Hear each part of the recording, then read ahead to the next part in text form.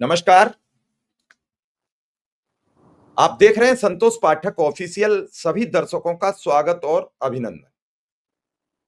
बड़ी दो खबरें और छोटी मोटी नहीं, बहुत बड़ी। राहुल गांधी का वोट चोरी पर एक और बड़ा खुलासा और अमित शाह की यानी गृह मंत्री अमित शाह की नीतीश कुमार जी से, जो बिहार के मुख्यमंत्री हैं, उनसे बंद कमरे में बातचीत।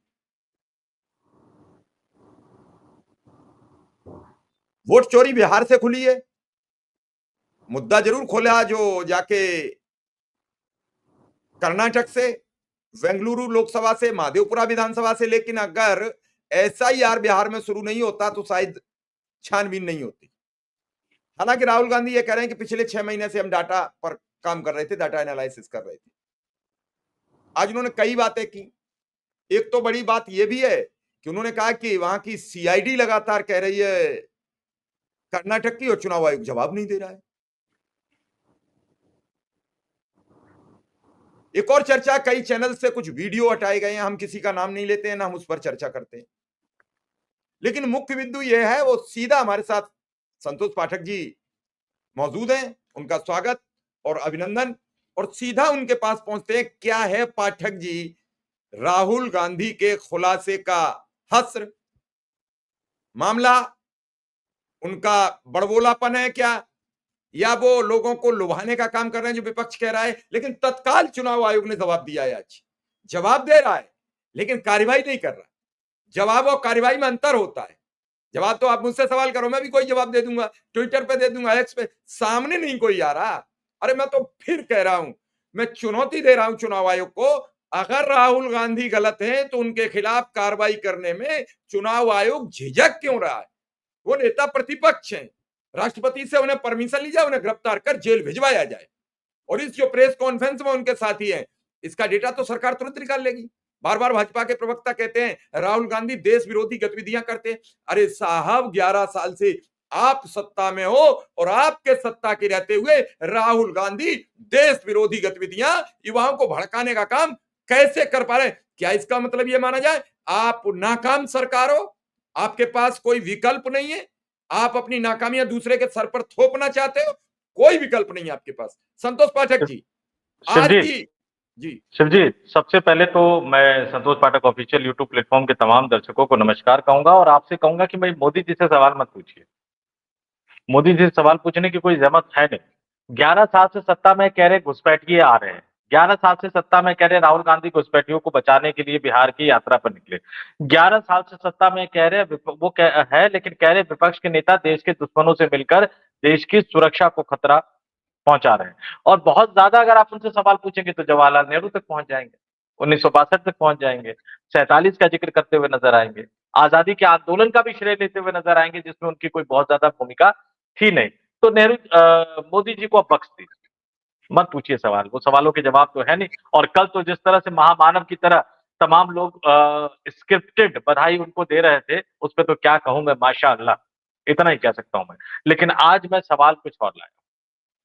शिव जी, राहुल गांधी के आरोप, चुनाव आयोग का जवाब, बिहार का चुनावी गणित, नीतीश कुमार ने नड्डा को भगा दिया। जेपी नड्डा को 5 दिन पहले मिलने से इनकार कर दिया क्योंकि उनको पता है फैसला नड्डा थोड़ी करेंगे। नड्डा भारतीय जनता पार्टी की राष्ट्रवादी विचारधारा से जुड़े एक बड़े पत्रकार जो बीजेपी के नेताओं के काफी करीबी है, उन्होंने इस देश के एक बड़े कार्यक्रम में जेपी नड्डा की तुलना किससे कर दी थी, मैं उसका जिक्र नहीं करना चाहूंगा। इंडियन एक्सप्रेस में खबर छपी थी, जेपी नड्डा बहुत नाराज हो गए थे लेकिन अपने उस महासचिव को हटा नहीं पाए थे जो उन बड़े पत्रकार को बढ़ावा देते। ये राष्ट्रवादी पत्रकारों का एक नया जुमला इजाद कर लिया है कुछ पत्रकारों ने, तो उसको छोड़ दीजिए। लेकिन मैं आज ये कह रहा हूं कि जो वोट चोरी है, क्या ये तार इसके आतंकवाद से जुड़ते हैं? सर जी, चौंकिएगा मत, मैं अपने दर्शकों को कहूंगा चौंकने की जरूरत नहीं। क्या ये जो वोट चोरी है उसके तार आतंकवाद से जुड़ते हैं? क्या ये जो वोट चोरी है उसके तार ड्रग्स माफिया से जुड़ते हैं? क्या ये जो वोट चोरी है उसके तार इस देश के दुश्मनों से जुड़ते हैं? और मैं क्यों ये सवाल उठा रहा हूं, क्यों मैं इस बात को कह रहा हूं, मैं तथ्यों के साथ दर्शकों के सामने रखूंगा। आप पाकिस्तान पाकिस्तान करते हुए नजर आ रहे थे ना, भारतीय जनता पार्टी के एक प्रवक्ता जो है बाकायदा एक शो में, टीवी शो में कह रहे थे हम पाकिस्तान से मैच नहीं खेलते तो यूएई के साथ हमारे संबंध खराब हो जाते। सऊदी अरब ने पाकिस्तान के साथ समझौता कर लिया। समझौता क्या है पता है? दर्शकों को पता नहीं होगा, पढ़ने लिखने की आदत छूट जाती है। पाकिस्तान के साथ सऊदी अरब ने समझौता कर लिया कि जो भी पाकिस्तान पर हमला करेगा तो वो सऊदी अरब पर हमला माना जाएगा। सऊदी अरब पाकिस्तान के साथ मिलकर उसका जवाब देगा। कर लीजिए, अब आप क्या करेंगे? आतंकवाद की फैक्ट्री है ना। सऊदी अरब के साथ अब अपने अच्छे रिश्ते की बात कर रहे थे, लेकिन 17 सितंबर को पाकिस्तान और सऊदी अरब ने ये समझौता किया। पाकिस्तान के प्रधानमंत्री शहबाज शरीफ की रियाद की राजकीय यात्रा के दौरान हुआ। सऊदी अरब के, जिनके क्राउन प्रिंस के साथ मोदी जी बहुत अच्छे संबंधों की बात करते हैं, सऊदी अरब के क्राउन प्रिंस मोहम्मद बिन सलमान और पाकिस्तान के प्रधानमंत्री शहबाज शरीफ ने इस समझौते पर हस्ताक्षर किए। रिपोर्ट में कहा गया है कि स्ट्रेटेजिक म्यूचुअल डिफेंस एग्रीमेंट नाम का यह समझौता दोनों देशों के बीच एक दीर्घकालिक सुरक्षा गारंटी के मार्ग को प्रशस्त करता है। अब क्या आप पाकिस्तान स्थित आतंकवादी ठिकानों पर, पाकिस्तान स्थित आतंकवादी नेताओं पर हमला कर सकते हैं?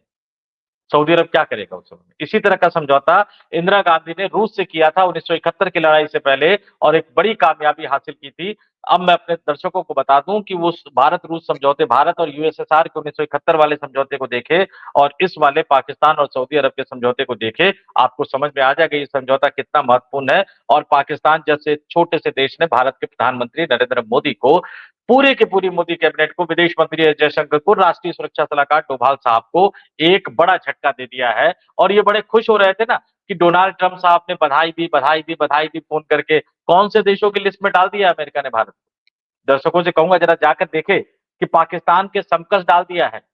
और अब आते हैं इस सवाल पर, आतंकवाद के सवाल पर। एक एक करके राहुल गांधी के आरोपों को सुनिएगा, बड़े ध्यान से सुनिएगा, मैं दर्शकों से कहूंगा। पहला आरोप क्या है? गोदाबाई जी के नाम पर 12 वोटर डिलीट किए गए, जिनके बारे में गोदाबाई को कोई जानकारी नहीं। मतलब गोदाबाई जिन्होंने शिकायत करके वोट डिलीट करवाए, कितने वोट डिलीट करवाए? 12 वोट डिलीट करवाए। लेकिन जिनके नाम से डिलीट किया गया उनको पता नहीं कि भाई मैंने वोट डिलीट करवाए। जिन नंबर से 12 वोट डिलीट किए गए वो किनके नंबर है? और आपको पता है शिव जी, मोबाइल नंबर कैसे मिलता है? दर्शकों को बता दूं, आप अगर नया मोबाइल नंबर, नया सिम लेने जाएंगे तो आपको कैसे मिलेगा? कोई ना कोई पहचान का पत्र देना पड़ेगा, आधार कार्ड, ओटीपी वेरीफाई होता है ना। ये जो 12 वोट डिलीट किए गए, इस तरह के कितने कॉल सेंटर बने हैं, जितने वोट डिलीट किए गए वहां किसी न किसी के आधार कार्ड से नंबर लिया गया हो। क्या गारंटी है शिव जी कि जो फर्जी आधार कार्ड से या किसी व्यक्ति, दूसरे व्यक्ति के नाम से डिलीट करवाया गया, उनके आधार कार्ड से अगर ये सिम लिए गए होंगे तो उसका इस्तेमाल सिर्फ वोट डिलीट करवाने में किया गया होगा, आतंकवादी घटना में नहीं किया होगा, डिजिटल फ्रॉड में नहीं किया होगा, डिजिटल अरेस्ट में नहीं किया होगा, लोगों को ठगने और लूटने में नहीं किया होगा। क्योंकि फर्जी, एक बार जो फर्जीपना करेगा वो तो बार बार फर्जीपना करेगा। और इस बीच में आप देखिए कि डिजिटल ठगी की घटनाएं कितनी ज्यादा बढ़ती जा रही। अब सोचिए, हम और आप होटल में जाते हैं, होटल में कहते हैं भाई साहब आईडी दीजिए। कई जगह आप होटल में जाएंगे शिव जी, अगर डीएल दे देंगे निकाल के या पैन कार्ड दे देंगे तो कहेंगे नहीं नहीं भाई साहब आधार कार्ड दीजिए ना, वो भी आधार कार्ड मांगते हैं। क्यों? उस आधार कार्ड पे सिम मिलता है और उस सिम का इस्तेमाल किस में किया जाता है? इस तरह के फर्जीवाड़े में किया जाता है। क्या गारंटी है? ये तो बहुत बड़ा मामला है और बहुत बड़े स्तर पे इसका इन्वेस्टिगेशन होना चाहिए। अब यह है कि ये मोबाइल नंबर किसने और कहां से ऑपरेट किए, इन नंबरों का आईपी एड्रेस क्या था, डिलीट करने का ओटीपी किसके पास गया, ये बड़ा गजब है। यानी शिव जी आप ऐसे देखिए कि आपने किसी का डिलीट करने का रिक्वेस्ट दिया, आपके नाम से गया कि भाई ये मेरे पड़ोस में आदमी है, अब ये आदमी नहीं रहता है तो इनका नाम डिलीट कर दिया जाए। फिर ओटीपी आता है, ओटीपी आपके नंबर पे नहीं आया, आपका नंबर भरा है या कोई दूसरा नंबर भरा। अगर आपका नंबर भरा तो फिर आपके नंबर पर ओटीपी नहीं आया तो आपका ओटीपी गया किसके पास? फिर जब आप गूगल पे से पेमेंट करते हो, बैंक से पेमेंट करते हो, वो भी ओटीपी आता है ना। तो क्या कोई और आपका ओटीपी पढ़ रहा है या कोई और आपके ओटीपी को बीच में ही रोककर अपने मोबाइल पर मंगवा रहा है क्या? ये सबसे बड़ा माफिया इसमें इन्वॉल्व होगा, ये आप मान लीजिए। ओटीपी जो कहा गया, फिर इन नंबरों पर जो फोन करते हैं तो इसका कोई जवाब नहीं आता है। आप दूसरा देखिए, एक सूर्यकांत जी के नाम का जिक्र किया उन्होंने, 12 वोटर्स को 14 मिनट में डिलीट कर दिया उन्होंने शिकायत करके। लेकिन जब उनसे पूछा गया कि भैया आपने कैसे किया, तो कह रहे नहीं मैंने तो कोई वोट डिलीट ही नहीं किया। तो उनके नाम पे किसने शिकायत की, उनके नाम पे किसने वोट डिलीट करवाए और जो ओटीपी गया वो किसके नंबर पे गया। तीसरी चीज आ गई, सबूत नंबर 3 उन्होंने दिया कि नागराज जी ने 36 सेकंड में 2 फॉर्म भर दिए। 36 सेकंड में 2 फॉर्म, 36 सेकंड में तो वेबसाइट ना खुले शिव जी। 36 सेकंड में 2 फॉर्म भर दिए, सुबह 4 बजे उठे, 36 सेकंड में 2 फॉर्म भरे और फिर 2 वोट काट कर सो गए। अब मैं अपने दर्शकों से कहता हूं कि जरा सोचिए, नंबर 1, किसके आधार कार्ड पर वो सिम लिए गए। अगर ये दूसरे आधार कार्ड पर सिम नहीं लिए गए, उसी व्यक्ति के नंबर को हैक करके उसकी ओटीपी को हैक कर लिया गया, उसके पास ओटीपी नहीं पहुंचने दिया गया, तो क्या ये क्रिमिनल ऑफेंस नहीं है? भारत में आईपीसी बदल गया, जो नया कानून आया है, न्याय संहिता, क्या उसमें ये क्रिमिनल ऑफेंस नहीं है?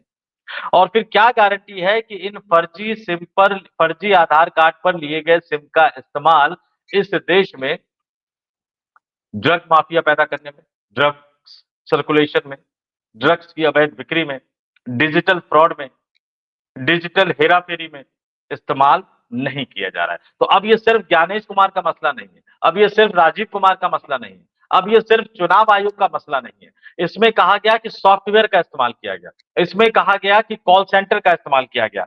कॉल सेंटर और पन्ना प्रमुख वाली राजनीति इस देश में भारतीय जनता पार्टी लेकर आई थी। एक एक बूथ की जानकारी, एक एक पन्ने की जानकारी, आपको पता है कि इस परिवार में कौन सा व्यक्ति रहता है, उनके पास कितने नंबर है, इस बात की भी जानकारी पन्ना प्रमुख को होती है। उनके परिवार में कितने लोग हैं जिनके पास मोबाइल है, इस बात की भी जानकारी पन्ना प्रमुख को होती है। और फिर कॉल सेंटर वाला कंसेप्ट, कॉल सेंटर वाले कंसेप्ट पे भारतीय जनता पार्टी बहुत ज्यादा फोकस करती है। और फिर एक कहा जाता है ना कि एक सेल जो है, जो सोशल मीडिया बयान बहादुर जो सेल है, उस पर बहुत ज्यादा फोकस करती है। तो ये मसला राहुल गांधी के आरोप चुनाव आयोग के जवाबों तक सीमित नहीं है, ये जो पूरा का पूरा मसला है, अब वो आंतरिक सुरक्षा का मसला बन गया है सिर्फ। अब घुसपैठिए हों, वोटर हों, आज तो उन्होंने बड़ी बात की, जो कांग्रेस को वोट नहीं करेगा उसका वोट काट दोगे। कल उत्तर प्रदेश में जो सपा को वोट नहीं करेगा उसका काट दोगे। परसों आपको पता लग गया कि संतोष पाठक जी वोट करेंगे फला दल को, संतोष पाठक जी का वोट नहीं होगा। अब ये कब तक चलेगा? समस्या ये नहीं है, समस्या ये है कि आखिर किसी चीज का अंतिम बिंदु तो होगा। अंतिम बिंदु नहीं दिख रहा। ये शुरुआत कब शुरू हुई? चाइना से। सबसे पहले चाइना में कार्यकाल बढ़ा, रूस में बढ़ा। अब इन सब चीजों से लक्ष्य भारत पर भी आई, लक्ष्य आ गई, कहते नहीं उसकी परछाई पड़ गई। अब पाठक जी इस बात से मतलब नहीं है, आप उन सब चीजों पर क्यों नहीं बात करते?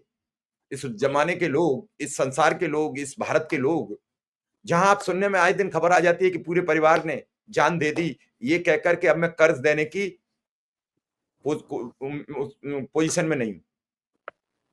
पहले बच्चे को जहर पिलाया, फिर खुद जहर पिया, फिर बाद में खुद अपनी जान दे दी, पत्नी को छत से ढकेल दिया, खुद बच्चों के साथ। क्या हो रहा है? क्यों हो रहा है?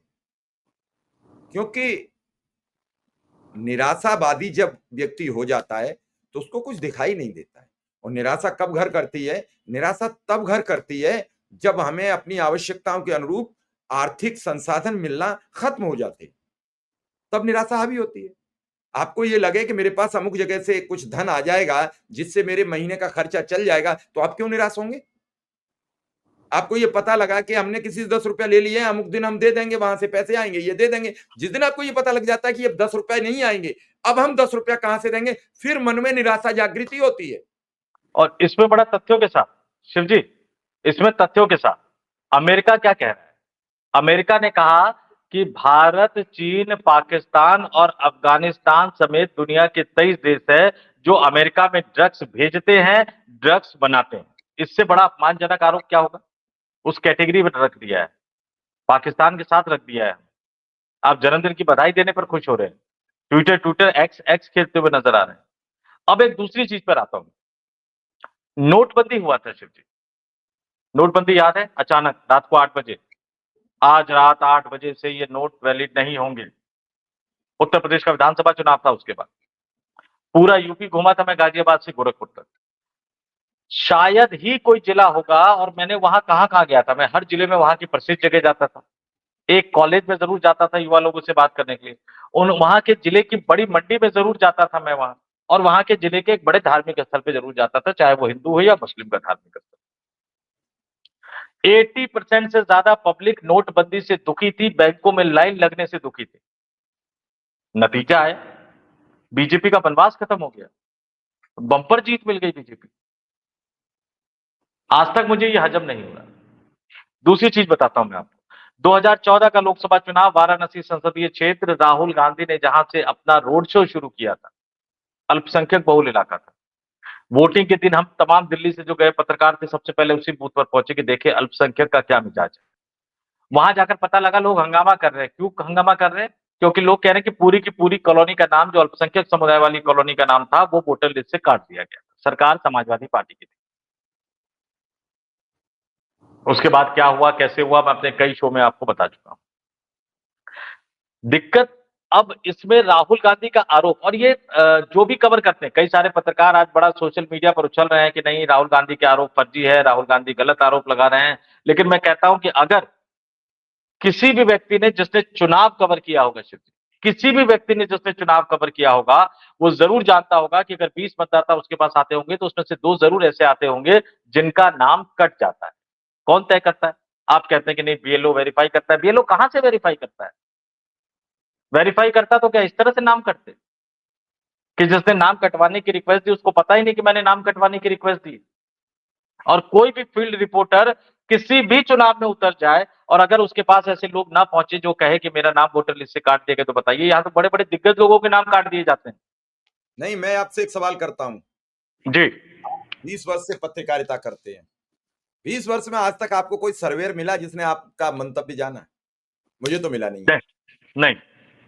फिर वो सर्वे करने वाले लोग कहां से आते हैं? क्या एक डाटा कंट्रोल कर लिया गया, एक बार लोगों से मिल लिया गया, वही फोन नंबर, वही डाटा, वही सब कुछ, वही डेटा से अगली सर्वे बना देना?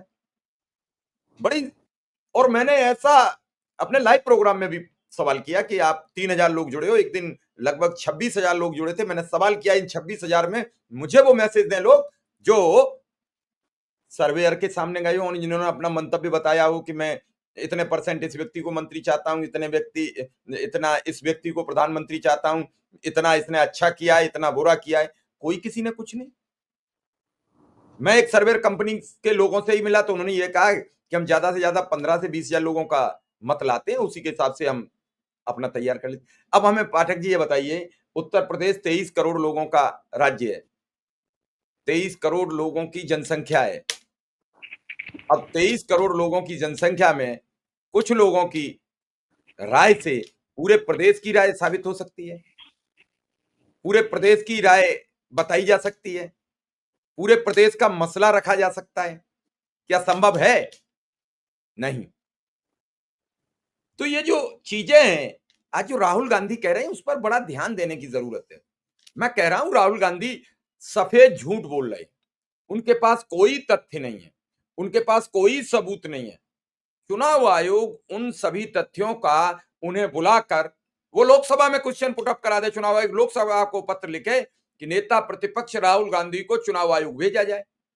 नेता प्रतिपक्ष की हैसियत से लोकसभा अध्यक्ष भिजवाएंगे और वो सीधा लगे कि हमारे पास हाजिर हो वरना हम गिरफ्तार करके बुलाएंगे। चुनाव आयोग तो संवैधानिक संस्था है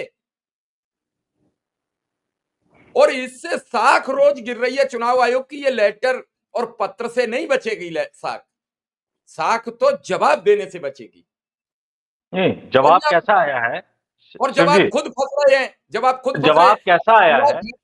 सर जवाब कैसा आया है वो बताता हूं, एक लेकिन उससे एक पहले जरा मिनट, आपके सवाल का जवाब, आपके सवाल का एक जवाब देता हूं। आपने वो सर्वे वाली बात कही ना, 2012, मैं दर्शकों को बिल्कुल तथ्यों के साथ बताता हूं क्योंकि ग्राउंड रिपोर्टिंग मैंने की है। 2012, याद है मोदी साहब ने टोपी पहनने से मना कर दिया था, एक छवि बनाने की शुरुआत हुई। फेसबुक, ट्विटर, इस देश ने पहली बार देखा कि फेसबुक और ट्विटर का कैसे इस्तेमाल किया जाता है। मैं दर्शकों से कहूंगा, उस समय जो भी फेसबुक खोलता था, पूरी दुनिया में कहीं भी हिंदुओं पर अत्याचार होता था, सबसे पहले वो खबर उसके फेसबुक पे दिखती थी। फेसबुक और ट्विटर ने भी इस देश का चुनावी मिजाज बदलने में बहुत गलत भूमिका निभाई थी शिव जी। क्यों? क्योंकि वो युवाओं का मूड बना है। फिर आते थे सर्वे। सर्वे बताते थे मोदी जी सबसे लोकप्रिय है, मनमोहन सिंह से लोकप्रिय है, प्रधानमंत्री बनने की रेस में सबसे आगे हैं। मैं एक चैनल में हुआ करता था न्यूज़ एक्सप्रेस में, विनोद कापड़ी नए-नए संपादक बनकर आए। हालाँकि उनका भी अपना एक अलग एजेंडा था, लेकिन उन्होंने बहुतों को एक्सपोज़ कर दिया था ऑपरेशन प्राइम मिनिस्टर चला के। यशवंत देशमुख पता ही होगा किस लिए फेमस है।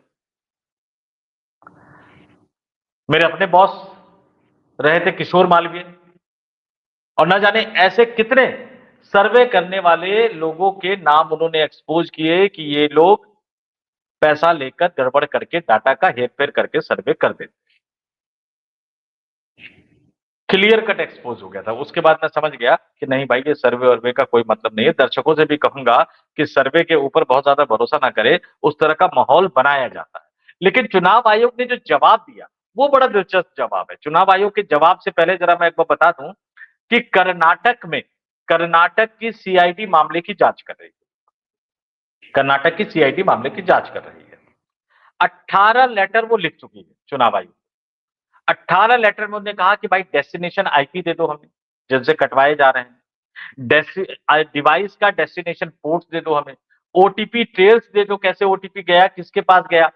फ़ोन नंबर और उन फ़ोन नंबर के मालिकों के नाम दे दो। फरवरी 2023 में एफआईआर होती है। मार्च में कर्नाटक सीआईडी चुनाव आयोग को पत्र लिखकर डिटेल मांगती है। कर्नाटक के जो निर्वाचन अधिकारी है वो केंद्रीय चुनाव आयोग को पत्र भेज देते हैं, लेकिन वो आधी अधूरी जानकारी उनको फॉरवर्ड की जाती है। चुनाव आयोग को 18 बार रिमाइंडर लेटर भेजे गए, लेकिन चुनाव आयोग इसका जवाब ये तमाम चीजें नहीं दे रहा है। ये तमाम तकनीकी चीजें देने में चुनाव आयोग को क्या दिक्कत? दूध का दूध पानी का पानी हो जाएगा ना भाई। अगर आईपी एड्रेस दे दोगे, आप डेस्टिनेशन एड्रेस दे दोगे, तो दूध का दूध पानी का पानी हो जाएगा। लेकिन आप वो दोगे नहीं। क्यों नहीं दोगे? क्योंकि आपके मन में कहीं न कहीं जब आप नहीं देते हो, जब आप सच छुपाने की कोशिश करते हो, तो कहीं न कहीं आपके मन में एक चोर होता है। और चुनाव आयोग ने जो जवाब दिया, उस जवाब का भी ज़रा बता दूँ। आपने कहा बड़ी जल्दी जवाब दिया, निश्चित तौर पर बड़ी जल्दी जवाब दिया, ज़रा जवाब सुन लेते हैं। Allegation made by Shri Rahul Gandhi are incorrect and baseless. Incorrect है, बेसलेस है। आजकल गाजियाबाद में चोरियां बहुत ज्यादा बढ़ रही हैं। अगर किसी चोर को आप पकड़ के पीटोगे ना, कहोगे चोरी की है? नहीं नहीं भाई साहब, मैंने चोरी नहीं की, मैं तो इधर से आ गया था, उधर से आ गया था, ऐसे चला गया था। मानता है कोई चोर क्या कभी चोरी की है? ये प्रैक्टिकल बता रहा हूं मैं आपको। फिर no deletion of any vote can be done online by any member of the public, यानी नहीं किया जा सकता है ऑनलाइन। राहुल गांधी ने दिखा दिया वीडियो के जरिए कि ऑनलाइन हुआ है। आप बताओ ना उसके आईपी एड्रेस क्या है, मोबाइल नंबर क्या है, ओटीपी कैसे गया, किसके पास वो ओटीपी गया। तीसरा, no deletion can take place without giving an opportunity of being here to the affected person, यानी जिसका नाम हटाना है उसके पक्ष को सुने बिना नाम नहीं हटाया जा सकता। इस देश के तमाम मतदाताओं को ये पता है, क्योंकि उनके पड़ोस में ऐसे बहुत सारे केस हुए होंगे। जिन्होंने पिछली बार चुनाव दिया होगा, इस बार वोट देने गए होंगे तो पता लगा उनका नाम कट गया। कई बड़े-बड़े नेताओं, जजों के नाम भी कटे हुए मिलते हैं कई बार। आ जाइए, अब वो क्या दे रहे हैं कि 2023 में जो है ऐसी कोशिश हुई थी, लेकिन उसको रोक दिया गया था। और रिकॉर्ड बता रहे हैं कि आलंद असेंबली कंस्टिट्यूएंसी को 2018 में बीजेपी जीती थी और 2023 में कांग्रेस जीती थी। क्या ये जवाब है क्या? इस जवाब के जरिए चुनाव आयोग अपने आप को बेगुनाह साबित करना चाहता है क्या? ज्ञानेश कुमार अपने आप को बेगुनाह साबित करना चाहते हैं? अब मसला ये राष्ट्रीय सुरक्षा का है सिर्फ। ओटीपी फर्जीवाड़े का, ओटीपी जालसाजी का है। शिव कुमार मिश्रा के बेस पे कोई दूसरे का नाम काटने की अपील कैसे कर सकता है? और उसका ओटीपी शिव कुमार मिश्रा साहब के मोबाइल पे जा रहा है कि किसी और के मोबाइल पे जा रहा है? अब तो पेमेंट करने में भी हमें और आपको डरना पड़ेगा, जो ऑनलाइन ऑनलाइन कहते हैं ना। जब बैलेट से गिनती होती थी, कितनी जल्दी गिनती हो जाती थी। आप मशीन से कर रहे हैं तो भी आपको 7-7 8-8 चरण में चुनाव करवाने पड़ रहे हैं। मशीन की स्पीड भी कम हो गई है। अब बिहार में देखिए क्या है। नीतीश कुमार को बारे में ये कहा जा रहा है, उनको ये लग रहा है कि जो ये 65 लाख वोटर है, खुल के नहीं कह रहे, लेकिन उसमें उनके वोटर भी काटे। उनका वोटर कौन है? महिला है। ओबीसी से जो ईबीसी निकाला वो नीतीश कुमार के वोटर है। दलित से जो महादलित निकाला वो नीतीश कुमार के वोटर है। और इसलिए जब पिछली बार जेपी नड्डा गए, नीतीश कुमार ने कहा भाई जाओ, तुमसे नहीं बात कर, फैसला तो करोगे नहीं, जो खेल आप खेल लो खेलते रहो, मुझे तो बताओ 104 सीट दे रहे हो कि नहीं दे रहे हो। और मुझे ये भी बता दो कि मुझे मुख्यमंत्री पद का उम्मीदवार दावेदार घोषित कर रहे हो या नहीं कर रहे। आज अमित शाह आए, अमित शाह से मिलने के लिए नीतीश कुमार पटना के मौर्य होटल पहुंच गए। मुलाकात हुई, हालांकि उस मुलाकात के दौरान भी सम्राट चौधरी मौजूद थे, संजय झा जी मौजूद थे, ये तमाम लोग वहां मौजूद थे। अंतिम फैसला क्या होगा, कैसे होगा, कह नहीं सकते, लेकिन चीजें बड़ी तेजी से बदलती हुई नजर आ रही। अच्छा, ये जा कहा रहे हैं, डेहरी और बेगूसराय में 20 जिलों के कार्यकर्ताओं से अमित शाह मिलेंगे, उससे पहले वो पटना में गए थे।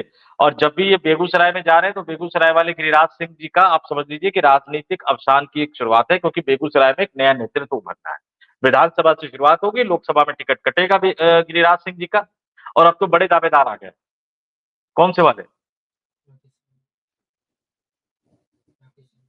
राकेश सिन्हा जी। खून और पानी वाले, खून और क्रिकेट वाले राकेश सिन्हा जी बहुत बड़े दावेदार आ गए हैं। तो गिरिराज सिंह जी की विदाई होनी है, राकेश सिन्हा जी आने हैं। और ये मसला मैंने दर्शकों से कहा कि मुझे कमेंट करके जरूर बताइएगा कि क्या आपको लगता है कि राहुल गांधी के आरोप अब सिर्फ राहुल गांधी वर्सेस चुनाव आयोग तक सीमित रह गए? नहीं, ये मामला बहुत बड़ा है। राहुल गांधी के आरोप, चुनाव आयोग का जवाब, भारतीय जनता पार्टी की घबराहट, सऊदी अरब और पाकिस्तान का समझौता, अमेरिका के राष्ट्रपति डोनाल्ड ट्रंप द्वारा भारत को ड्रग्स वाले देशों की कैटेगरी में रखना, ये तमाम चीजें कहीं ना कहीं एक दूसरे से जुड़ी हुई है और ये बता रही है कि भारत की सुरक्षा की स्थिति कितनी खराब हालत में पहुंचती जा रही है, अंतर्राष्ट्रीय स्तर पर हमारी छवि कितनी खराब होती जा रही है। और एक सवाल वाकई में कहूंगा, दर्शकों से कहूंगा, एंटी इनकम्बेंसी का फर्क क्यों नहीं होता? ये वाकई ये सवाल जायज जो राहुल गांधी ने उठाया। पब्लिक नाराज है, गुस्से में है, फिर भी पहले से बम्पर सीटें दे देती है। और ये सवाल आप किसी भी मोहल्ले में चले जाइए, सिर्फ किसी भी मोहल्ले में चले जाइए जहां भाजपा लगातार जीत रही है, पूछ लीजिए दो चार लोगों से। लोगों को समझ नहीं आता कि भाजपा जीत कैसे रही है, लगातार कैसे जीत रही है। अब वक्त आ गया है कि अब आप बार बार कह रहे हैं ना कि या तो ज्ञानेश कुमार जो है वो राहुल गांधी पर मानहानि का मुकदमा दर्ज करवाए, या आपराधिक मामला दर्ज करवाए, एफआईआर दर्ज करवाए, उनको बिल्कुल गिरफ्तार बिल्कुल। करवाए, या फिर सुप्रीम कोर्ट को स्वतः संज्ञान लेते हुए इस पूरे मामले की जांच जो है सुप्रीम कोर्ट के सिटिंग न्यायाधीश से करवानी चाहिए। और ज्ञानेश कुमार और दोनों मुख्य चुनाव आयुक्तों को और इससे पहले के जो चुनाव आयुक्त थे राजीव कुमार, इनको गिरफ्तार करके जेल भेजना चाहिए और इनसे पूछताछ की जानी चाहिए कि कहां है वो कॉल सेंटर, कहां है वो फर्जीवाड़ा, ओटीपी कैसे भेजा जाता है, कौन बैठा हुआ है चुनाव आयोग के अंदर जो ओटीपी फर्जीवाड़ा कर रहा है, कौन बैठा है चुनाव आयोग के अंदर जो मोबाइल नंबर का फर्जीवाड़ा कर रहा है, और आधार कार्ड से जोड़ क्यों नहीं रहे हो तुम इन सारी चीजों को? तमाम गड़बड़ झाला बंद हो जाएगा, तमाम गड़बड़ झाला बंद हो जाएगा। चलिए, अब पता नहीं इस देश की अदालत आगे बढ़ पाती नहीं बढ़ पाती। हालांकि जज साहब तो, गवई साहब तो आजकल हिंदू धर्म, विष्णु भगवान, पता नहीं किस किस में लगे हुए हैं, जबकि असली काम तो उनको ये करना है देश के लोकतंत्र को बचाने के। सबसे बड़ी बात आज बता दें कि एक लगातार सुनवाई और ये खुलासों के बाद सुप्रीम कोर्ट के एक स्वतः संज्ञान ले लेना चाहिए सर्वोच्च अदालत को, और इसका दूध का दूध और पानी का पानी ईमानदारी से कर लेना चाहिए। क्योंकि कई बार बहुत सारे आरोप प्रत्यारोप लग चुके हैं। उन आरोप प्रत्यारोपों से सुप्रीम कोर्ट को भी अपना दामन साफ करने की बेहद सख्त जरूरत है। चुनाव आयोग का तो दामन इतना गंदा हो चुका है और वो चुनाव आयोग ही साबित करेगा। लेकिन एक सवाल है जो मैं दर्शकों से जानना चाहता हूं, क्या चुनाव आयोग की प्रक्रिया से आप सब संतुष्ट हो? अगर ये 70% या 60% कमेंट पॉजिटिव आते हैं तो मैं समझूंगा राहुल गांधी का आरोप मिथ्या है, झूठा है, खतरनाक है। अगर ये आरोप 60% पॉजिटिव आते हैं तो मैं मानूंगा चुनाव आयोग वास्तव में कोई न कोई धांधली कर रहा है, कोई गलत काम कर रहा है। फिलहाल संतोष पाठक ऑफिशियल को यूं ही बने रहे हमारे साथ। हम आपको उन खबरों का विश्लेषण देते हैं जो आपको सब जगह नहीं मिलता है। हम बिल्कुल बेबाक आपको बताते हैं, हम कोई लाग लपेट नहीं रखते हैं। फिलहाल इस खबर में इतना ही, फिर हाजिर होंगे। फिलहाल हमें और संतोष जी को इजाजत दीजिए। दर्शकों का भी बहुत बहुत आभार, संतोष जी का भी बहुत बहुत आभार, बहुत बहुत धन्यवाद। बहुत बहुत धन्यवाद, तमाम दर्शकों को नमस्कार।